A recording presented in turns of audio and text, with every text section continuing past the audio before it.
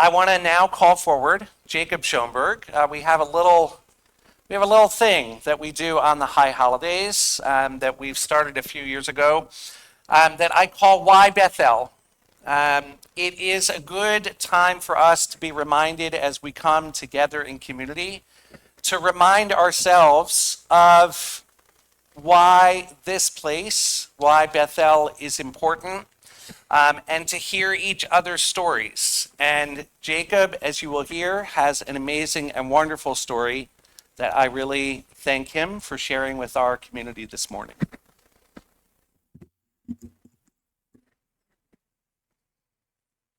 Shalom. Shalom. As some of you may know, I'm a lifelong Bethel member. I grew up here. I have memories baked into the walls and my outline drawn on our newest floor, a story for another time.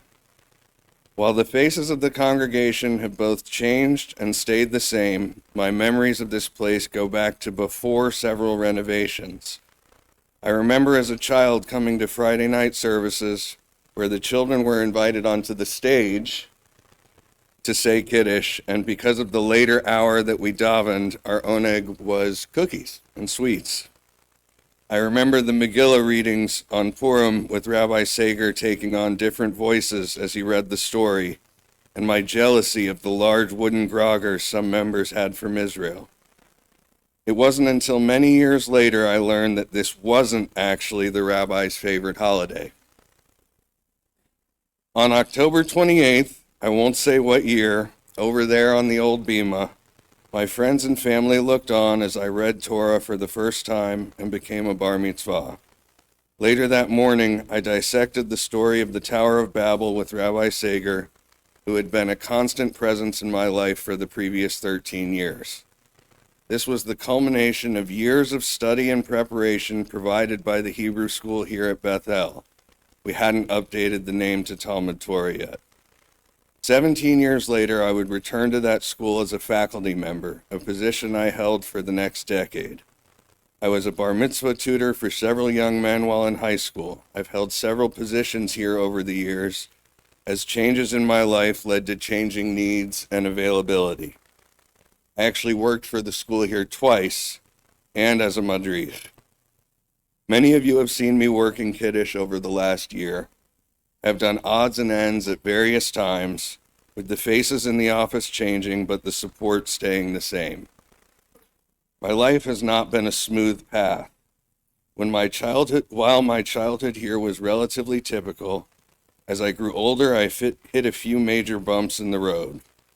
When I entered into recovery in 2007, Bethel provided a place for me to be of service to my community when few others would want me. In the years since, I've received the ongoing love and support of this community. As relationships fell apart and new ones were built, Bethel was there. When cancer entered and re-entered and re-entered my life, phone calls and visits were regular and welcome. While my life has had many changes, many ups and downs over the years, Bethel has been a constant source of community and support. This is not to say that my life here has been perfect. I am not always in agreement with policies and procedures, whether in-house, local, or abroad. But those disagreements have been met with curiosity and respect rather than animosity. I have rarely felt the need to be quiet, not that I'm much capable.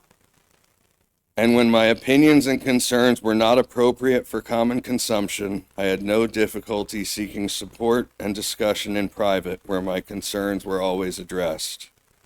Regardless of agreement, disagreement, happiness and satisfaction, or grumpiness and displeasure, I have always been met with open minds and a willingness to engage. I am proud of the participation that Bethel has in the community. Many of us are aware of the various charitable works and projects that Bethel engages in. There are some, however, that members are likely less aware. As a member of a team that provides service to the severely mentally ill in our community, my team found itself lacking a space to facilitate a recovery group we were starting. When I reached out to the then executive director about using a room in the Friedman Center, I was told emphatically yes, and at no cost to our team. We also had a Narcotics Anonymous meeting that met in the Orthodox Kahila for a number of years, something I take personal pride in, as these meetings are very frequently found primarily in churches. Food is available in the office for those that need it, and other forms of tzedakah are available, regardless of membership or faith affiliation. When someone presented at the door in need of money for necessities, a collection was immediately taken up in the class taking place in the social hall, and the need was immediately met. It's things like this that make me proud of our congregation's participation in the local community. Being part of a community like ours can be both a blessing and a challenge.